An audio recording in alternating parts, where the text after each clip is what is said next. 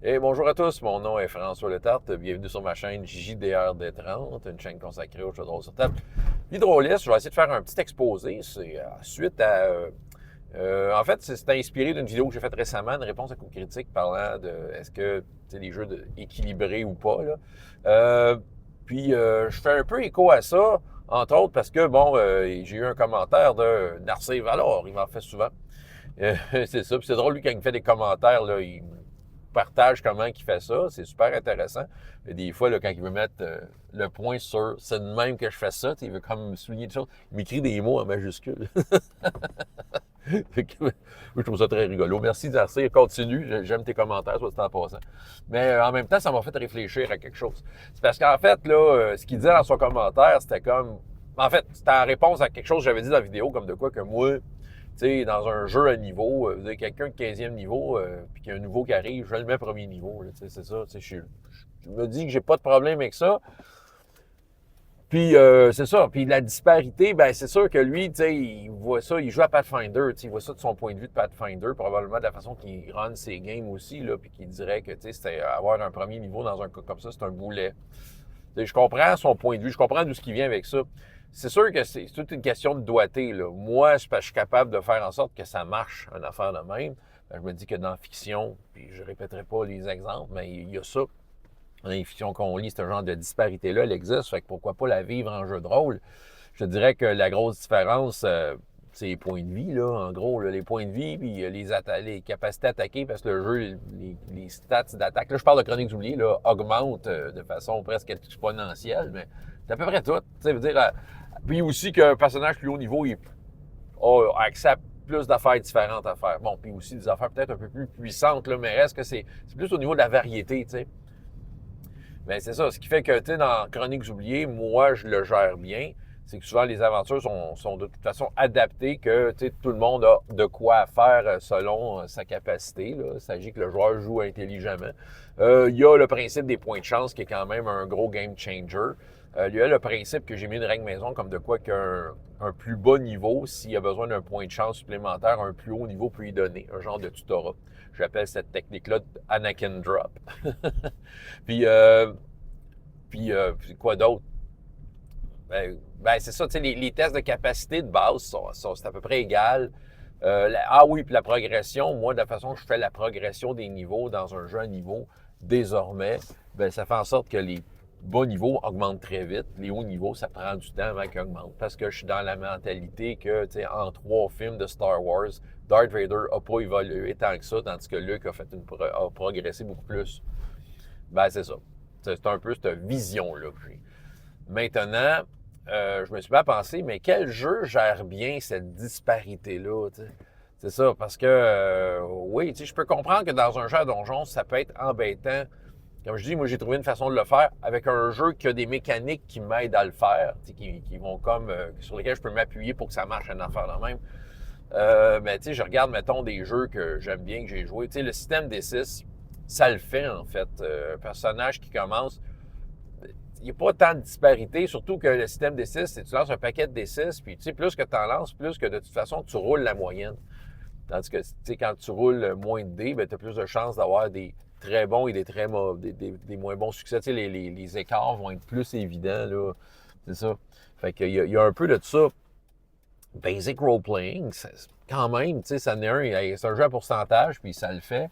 Puis, tu sais, on s'entend, l'évolution, elle est quand même parcimonieuse. Là, tu n'évolues pas à vitesse grand V. Ça paraît un peu. J'ai remarqué que dans Défi Fantastique, ça paraissait. Parce que c'est un système à 2d6, puis étant donné que, tu sais, il s'agit que tu changes les plus 1 une fois de temps en temps dans tes stats, puis ça paraît beaucoup. J'avoue que la disparité dans Défi Fantastique, je serais à l'aise avec, mais j'avoue que j'ai joué des games où il y avait des personnages plus avancés que d'autres et ça paraissait, là, quand on faisait des tests d'habileté, là, ça paraissait pas mal. Quel autre jeu? Ben, les PBTA, en fait, pour ce que j'ai essayé, là, la disparité va très, très bien. Parce que tes stats, à la base, de toute façon, ils changent même pas. Tu as les mêmes stats pas mal tout le temps. Ce que j'ai remarqué, c'est surtout peut-être, là, tu sais, comme t'as des moves qui se rajoutent. Fait que, tu sais, la variété de ton personnage, elle devient, ça devient plus facile à gérer. Quel autre jeu?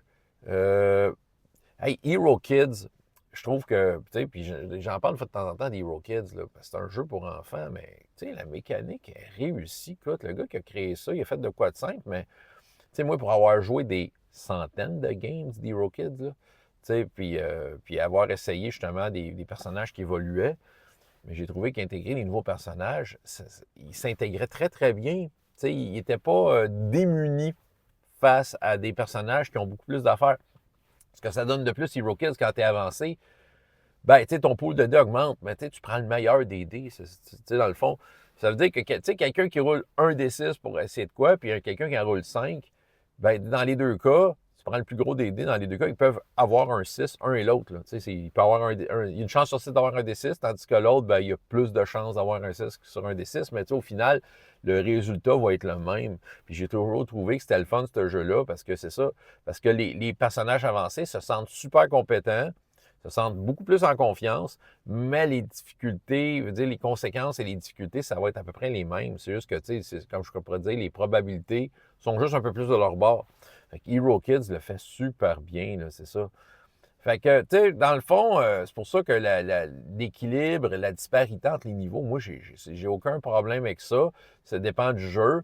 Comme j'ai dit, j'ai expliqué comment à Chroniques oubliées, je l'aborde, parce que Chroniques oubliées a quelques affaires qui peuvent m'aider. C'est ma façon de faire qui marche aussi. Je comprends qu'un personnage, le magicien de premier niveau qui n'a pas de bonus de constitution, puis qui a juste 4 points de vie, qui fait face à côté du guerrier, j'ai une fille qui est montée 16e niveau.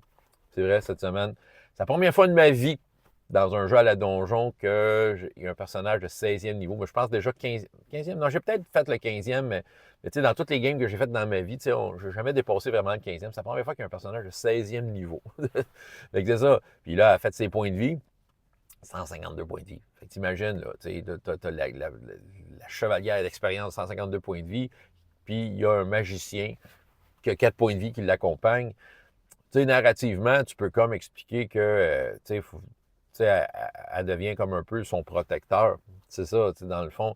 Tu peux comme le magicien, tu lui demandes, sans aller dans le gros background parce que ça sert à rien, là, mais tu sais, veut dire, OK, t'es magicien, c'est quoi ton background, tout ça. Puis tu sais, dans le background, tu prends un élément, dire, OK, c'est super important qu'il vive puis qu'il fasse son aventure. Je l'avais fait, ça, il y a une couple d'années. J'avais acheté comme, tu sais, des magiciens, puis qu'eux autres, il y avait une job à faire. OK? Il y avait une tâche à accomplir dans le premier donjon.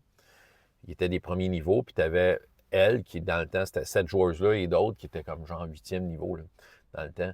Fait que, tu sais, dans le fond, c'était comme, tu sais, c'était de mettre un objectif clair. Il faut que ces magiciens arrivent à faire telle affaire. Vous allez les aider. Puis, tu sais, c'était super efficace. Puis, tu sais, narrativement, c'était le fun. C'était le fun. Puis on s'entend, là, la façon que je fonctionne, à la fin de cette aventure-là, les fameux magiciens étaient 3 4e niveau déjà, parce que c'était tellement long à faire comme donjon. Fait que, ils sont sortis de là plus confiants, avec plus de points de vie. Puis tu sais, elle était rendue peut-être 9e niveau, tu sais, de la façon que je fais évoluer ça. Fait que, tu sais, tout le monde en sortait gagnant et ça fonctionnait. Mais c'est ça. Fait que, tu sais, il y a des jeux de rôle qui, ben c'est ça. Pour revenir à ça, par exemple, j'ai game droppé des affaires, mais il y a des jeux de rôle que la disparité, ça fonctionne bien. Un jeu de rôle que je pense que la disparité ne fonctionne pas si bien que ça. Je vais parler d'un vieux jeu que je parle des fois, le même Phase Rip, Marvel Super Heroes. Ça, je trouve que ça paraissait, là.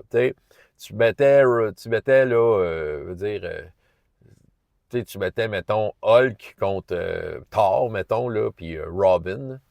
Mais là, Robin n'était pas dans Marvel, mais tu mettrais les stats de Robin puis Hulk, c'est pas le même level. Mais dans les affaires de super-héros, ça se peut, là. Tu as des niveaux de super-héros. Je sais qu'il y a des jeux de super-héros qui ramènent un peu tout ensemble, puis tu sais que Robin et Thor ont autant d'influence l'un et l'autre dans le jeu. Probablement, vous pouvez en nommer, probablement qu'il y en a qui me viennent juste pas en tête, là. Mais dans Phase Rip, qui est vraiment un excellent jeu, mais il faut vraiment que tu essayes. Là, il faut vraiment que tu essayes d'amener les personnages dans les mêmes ranges du fameux tableau à 3 couleurs, là, à 4 couleurs, là, tu sais. C'est ça. En tout cas, c'était un petit exposé, c'est ça. Fait que voilà, c'est ce que j'avais à vous raconter. François Letarte de JDR des 30 et jusqu'à la prochaine fois. Et autant de plaisir dans la vie que dans les jeux. Au revoir.